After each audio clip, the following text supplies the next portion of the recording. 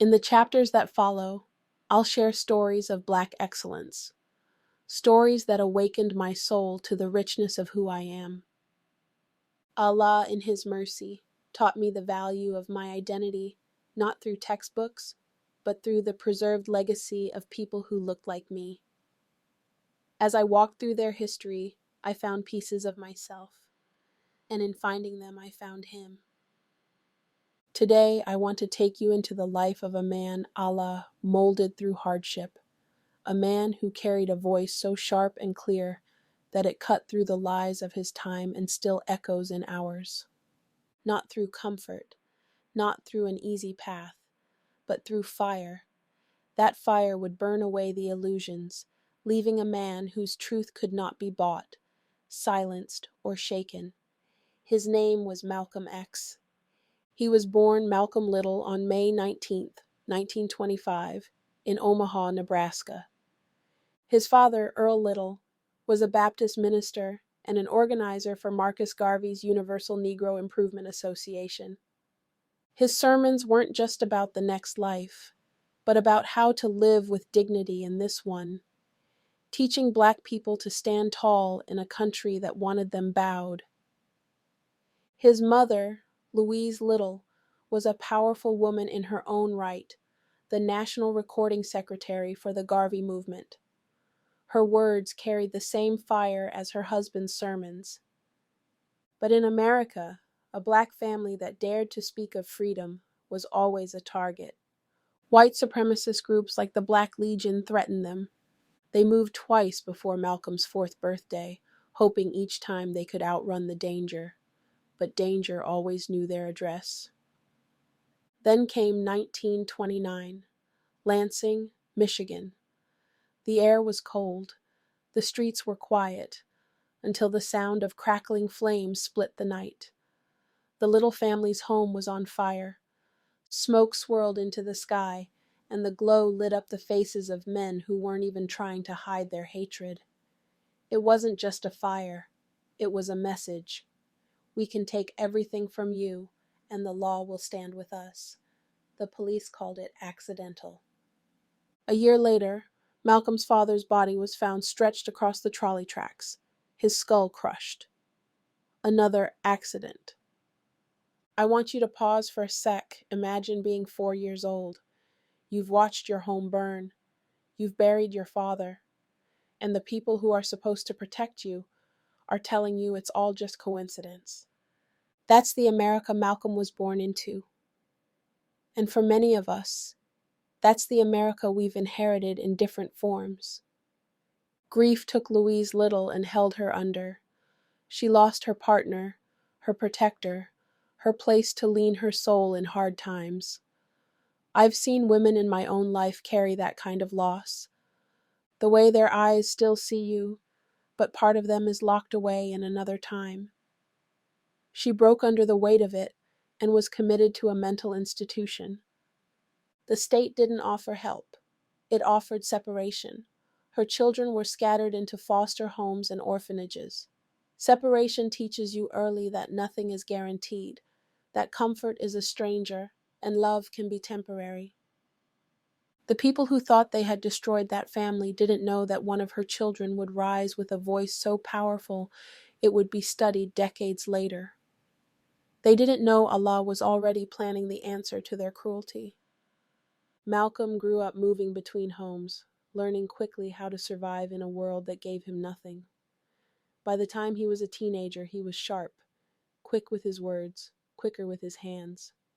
In Boston and Harlem, he fell into the fast life. The money was quick, the nights were loud, and survival meant doing what you had to do, until it didn't. In 1946, at just 20 years old, Malcolm and his friend Shorty were arrested for burglary. The judge gave him 10 years. He served 7.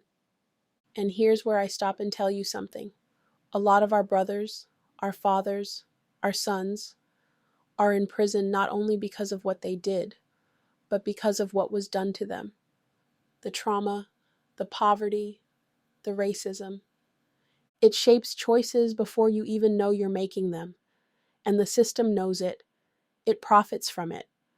But this is where Allah's mercy often shows up, right in the place the world thinks is your end. Prison, with its cold walls and heavy silence, was where Malcolm's mind became still enough for truth to find him. His brother Reginald came to visit, sharing how Islam had changed his life. I imagine Malcolm sitting there, hands folded, listening, his brother's words filling a space in his heart he thought had gone empty. Reginald was part of the Nation of Islam, and Malcolm began reading Elijah Muhammad's teachings. For a young black man in 1950s America, it was powerful to hear that the white system was designed to keep him down and that dignity could be reclaimed through discipline, community, and self-knowledge. He took the surname X to mark the loss of his African name to slavery and to remind himself and the world that his true identity had been stolen. Prison became his university. He read history, philosophy, religion. He trained his mind like a soldier trains his body, and by the time he walked out in 1952, he wasn't the same man who had gone in. He rose fast in the Nation of Islam. Minister, national spokesman, membership soared from 300 to 30,000. He was magnetic, the kind of man who could make you believe in yourself again. But then the cracks showed. He learned Elijah Muhammad had committed sin, affairs with multiple women, some young, some with children born from it. In Islam, this isn't just a moral failure. It's betrayal of trust, of faith, of God. Elijah asked Malcolm to cover it up. He refused. Refusing to cover sin will cost you comfort, but Allah doesn't put you in that position unless He's given you the strength to stand in it. Around this time, President John F. Kennedy was assassinated, and Malcolm commented that the chickens had come home to roost. He meant that America's own violence had come back to its doorstep, a truth straight out of the Quran. What you send into the world will return to you. But political America doesn't like hearing its sins read back to it. Elijah silenced him, and that was the beginning of the end. In March 1964, Malcolm left the Nation of Islam and founded the Muslim Mosque, Inc. That same year, Allah opened the door for him to make Hajj. Mecca changed him. I want you to see it. Thousands of pilgrims in white, circling the Kaaba, the sound of the talbiyah echoing through the air.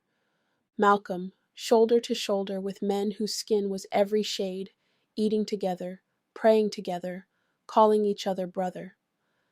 It shattered the idea that all white people were the enemy. Islam, in its pure form, was for all of humanity. He came back with a new vision. His fight for justice had no borders. He built alliances with oppressed people everywhere, Africa, the Middle East, even Mongolia. He spoke for Palestine, against colonialism, for those the world tried to forget. But truth like that makes you dangerous. The FBI watched him. Threats came often. On February 21, 1965, as he prepared to speak at the Audubon Ballroom in New York, 3 gunmen rushed the stage and shot him 15 times. He was 39 years old. His wife, Betty Shabazz, was pregnant with twins. That's martyrdom, when your life is taken for speaking truth that threatens the powerful.